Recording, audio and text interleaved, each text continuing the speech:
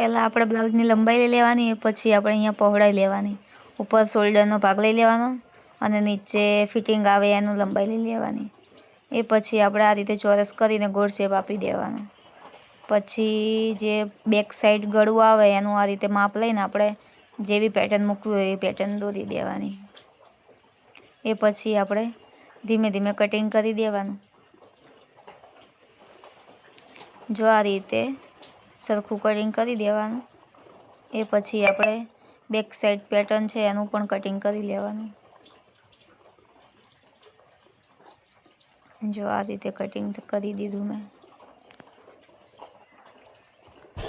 આગળનો ભાગ આપણે કટિંગ કરવા માટે આ રીતે ખૂણા પર ખૂણો મૂકી દેવાનો અને આ રીતે દોરી દેવાનું અને સાઈડમાં થોડું અડધો ઇંચ વધારી દેવાનું.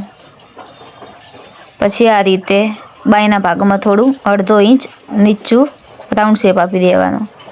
આ રીતે ગળું દોરી દેવાનું. પછી આ રીતે પ્રિન્સેસ કટ આપીને કટિંગ કરી દેવાનું. જો અહીંયા આ રીતે પ્રિન્સેસ કટ કરી દીધો છે. એ પછી આપણે બાયનું કટિંગ કરવાનું. તો આ રીતે લંબાઈ લઈ લેવાની. એ પછી આ રીતે આપણે શેપ આપી દેવાનો. પહેલાં ઉપરનો શેપ કાપવાનો, પછી બે ભાગ અલગ કરીને થોડો નીચે શેપ આપવાનો, ખાડાવાળો ભાગ આપવાનો. એ પછી આપણે આ રીતે પાછળનો ભાગ આ રીતે ટ્યુબથી લગાવી દેવાનો અસ્તરના ભાગમાં. એ પછી બાયનો ભાગ આવે એ બંને બાયો આ રીતે લગાવી દેવાની.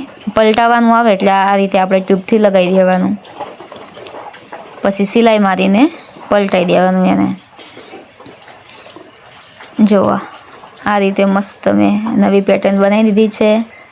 Back side new pattern.